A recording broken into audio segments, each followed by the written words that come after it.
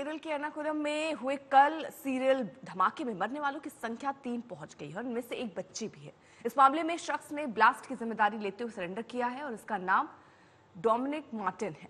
उसने धमाके से पहले फेसबुक लाइव भी किया। केरल के एर्नाकुलम में धमाके के बाद सुरक्षा कड़ी कर दी गई है। प्रदेश के सभी जिलों के लिए अलर्ट जारी किया गया।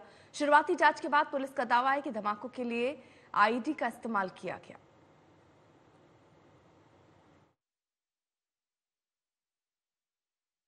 हम अभी मौजूद है जामरा कन्वेंशन सेंटर के बाहर। कल इसी कन्वेंशन सेंटर में आईईडी एक्सप्लोजन्स हुआ था। उस एक्सप्लोजन्स में 3 लोगों की मृत्यु हुई थी। उसमें एक 12 साल की बच्ची भी है। और यही कन्वेंशन सेंटर में एक क्रिश्चियन ग्रुप का प्रेयर मीटिंग चल रहा था लास्ट 3 डे से, और कल ही उनका लास्ट डे था प्रेयर मीटिंग का। और कल सुबह 9:30 बजे के करीबन ये एक्सप्लोजन हुआ था और हॉल के अंदर 3 एक्सप्लोजन हुआ था। और केरला डीजीपी ने ये कंफर्म किया है वो एक आईईडी एक्सप्लोजन था। तो अभी जो पुलिस इन्वेस्टिगेशन है वो एक डोमिनिक मार्टिन नाम के एक इंसान को सेंटर करते हुए वो इन्वेस्टिगेशन अभी चल रहा है, क्योंकि डोमिनिक मार्टिन कल शाम को त्रिशूर में एक पुलिस स्टेशन में सरेंडर किया था, ये बोल के कि उन्होंने ही ये आईईडी ब्लास्ट को एक्सिक्यूट किया था। तो इसलिए पुलिस ने उनको कस्टडी में रख के थरली इंटरोगेशन अभी चल रहे हैं उस डोमिनिक मार्टिन का। और सरेंडर करने से पहले डोमिनिक मार्टिन ने फेसबुक में भी एक पोस्ट डाला था। इसमें इन्होंने ये बताया कि डोमिनिक मार्टिन भी इस क्रिश्चियन ग्रुप का एक मेंबर था बहुत साल पहले, और उनको ये क्रिश्चियन ग्रुप का जो प्रीचिंग्स है, जो टीचिंग्स है, उससे वो सहमत नहीं थे। ये यहोवास विटनेसेस बोलते हैं इस ग्रुप को। तो उनके जो प्रीचिंग्स है, उनके टीचिंग्स को ये नहीं मानते थे। उनको ये लगता था ये जो बता रहे थे, ये जो लोगों को बता रहे थे वो देश के लिए बहुत ही डेंजरस आइडियोलॉजी था। यंग माइंड्स को वो पॉइजन कर रहे हैं। तो ऐसे ही उनका मानना था। तो इसलिए उन्होंने ये काम किया, इस एक्सप्लोजन को एग्जीक्यूट किया। तो एक फेसबुक पोस्ट भी अभी वायरल हो रहा है सोशल मीडिया प्लेटफॉर्म्स में, उसको वाइडली शेयर किया जा रहा है। तो पुलिस का अभी इन्वेस्टिगेशन जो है वो उस आदमी को सेंटर करके वो इन्वेस्टिगेशन अभी चालू है।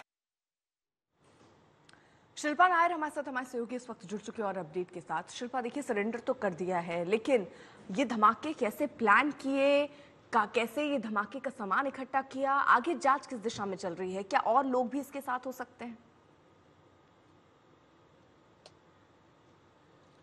जी, इसी डायरेक्शन में अभी इन्वेस्टिगेशन चालू है। पुलिस और एनआईए को ये डिटेल्स चाहिए कि डोमिनिक मार्टिन को ये एक्सप्लोसिव सब्सटेंसेस कहाँ से मिला, उनको किसी ने हेल्प किया क्या, कुछ फॉरेन हैंड्स इसमें शामिल है क्या, ये सब अभी इंटरोगेशन में ही पता चलेगा, इन्वेस्टिगेशन में ही पता चलेगा। और इस वजह से डोमिनिक मार्टिन को अभी भी क्वेश्चनिंग के लिए एआर कैंप में रखा हुआ है। और आप देख सकते हैं हम अभी मौजूद है जामरा कन्वेंशन सेंटर के बाहर।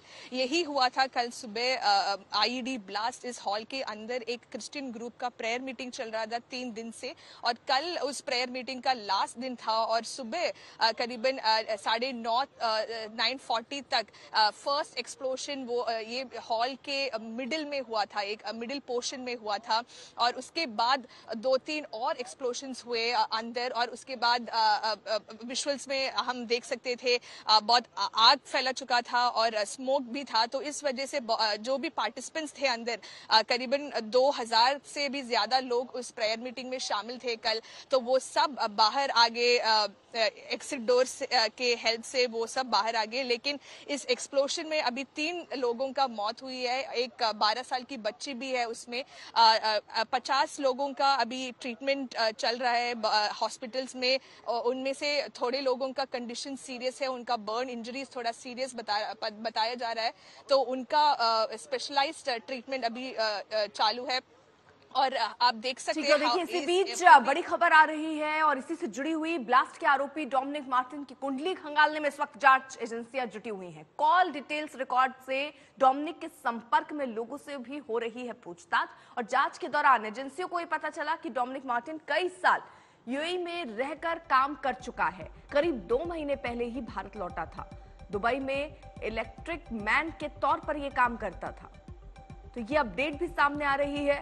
मार्टिन ने दुबई में इलेक्ट्रिक मैन के तौर पर काम किया और कुछ ही वक्त पहले ये भारत में आया।